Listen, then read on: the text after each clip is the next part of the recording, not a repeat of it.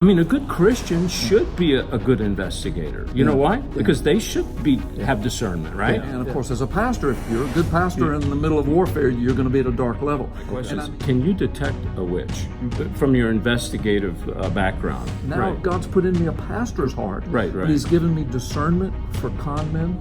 You're not just listening to their words. Right. You're watching body language. Always. Okay. Do you have Jezebel spirit in your? Have you encountered it in your church? Well, I had some witches assigned to my church. Right. We had to empty out a worship service. Okay, is it from a woman or a man most of the time?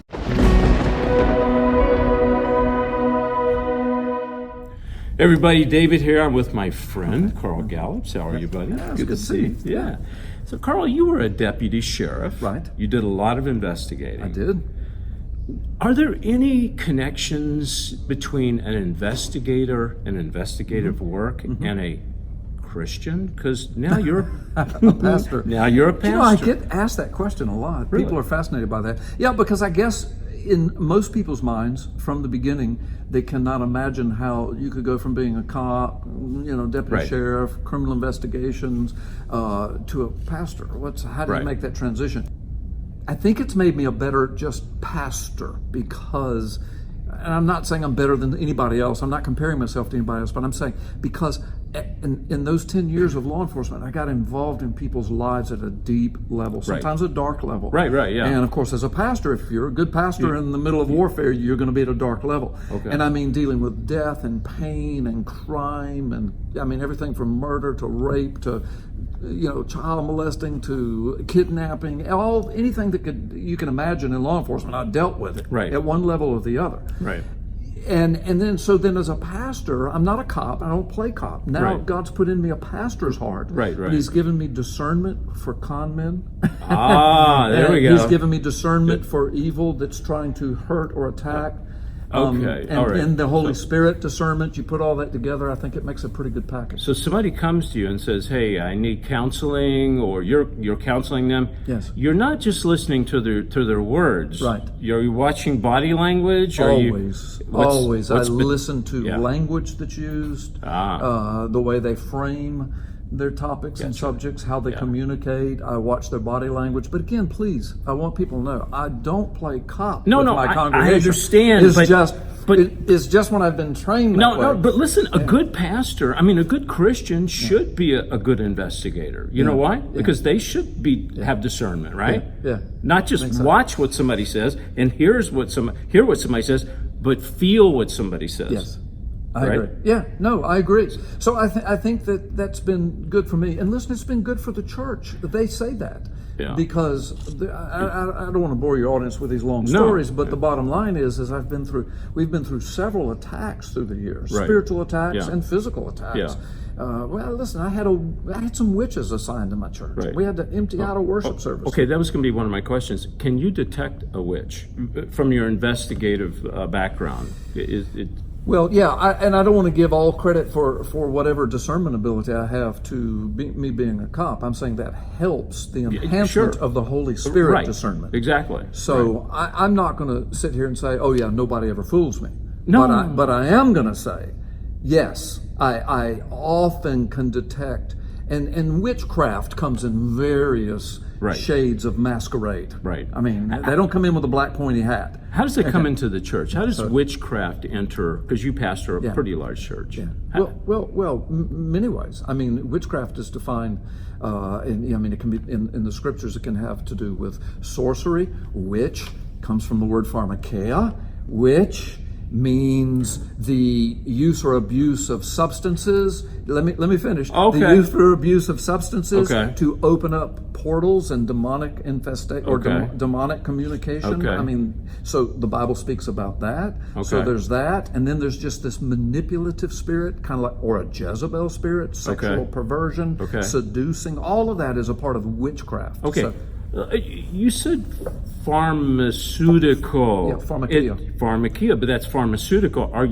Now correct me if I'm wrong. Yeah. Are you telling me that people who are on drugs and abusive drugs that are legal, prescription, Is that a form of witchcraft? Could it be a form of witchcraft? It's a form of opening up doors to the demonic realm, and you know, and I know Russ Dizdar is on with you a lot, and Russ is a mutual friend of ours, and my son Brandon, you know him, and his whole ministry is in substance abuse deliverance, and so we all converse about this, we share experiences about this, we all deal with it.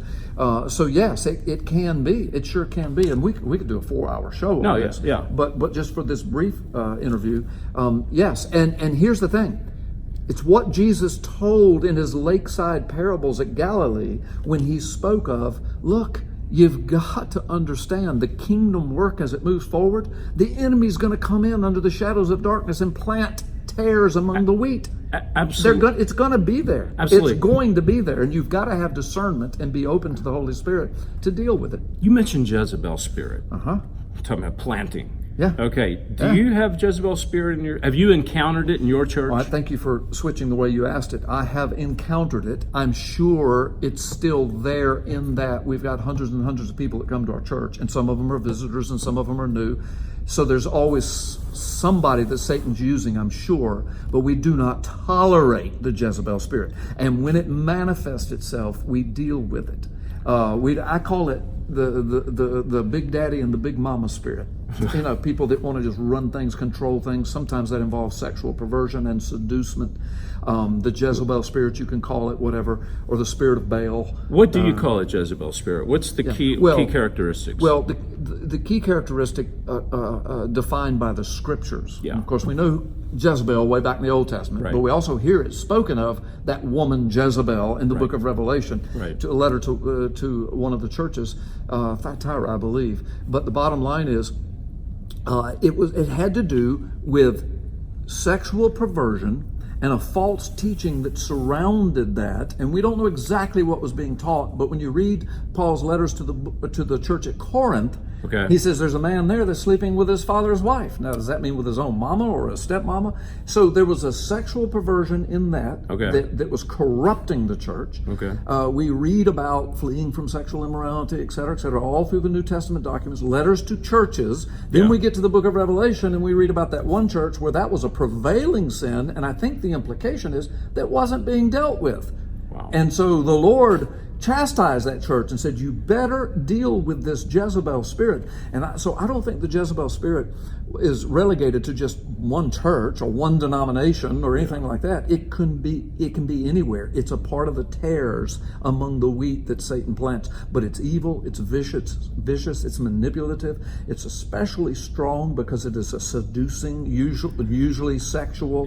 Is it from a woman or a man most of the time? Well, it's usually defined as from a woman. From a woman. Yes, but that's why I said the spirit of Baal, which is more of a masculine characteristic, which also involved perversion, sexual perversion to the max in the worship of Baal. And so I just kind of invented that right here on this interview. but no, good invention. No, well, everything I said is true, but I'm saying there is this Jezebel spirit, and there is the spirit of Baal, and I think the two go hand in hand. Okay, so there's two definitions. One is the biblical definition. The other one is the cultural church definition. They kind of twist it a little bit. The Bible, and correct me if I'm wrong, is a sexual perversion. And they do it trying to manipulate the Bible. Yes, and leadership. Yes, and yes, yeah, that's good. And the culture, the church culture, has turned it into this strong woman personality who wants to go after this guy. You know, within the modern day church, right? And that's what I call the big mama spirit. That's the big mama. That's the one I invented. But there's a big daddy spirit too now. So I'm not being misogynistic here. We're going to talk about that. Yeah. Pastor Carl, when we come back, I'm going to ask you about pornography. Okay. That's huge. In the pulpit. That's huge.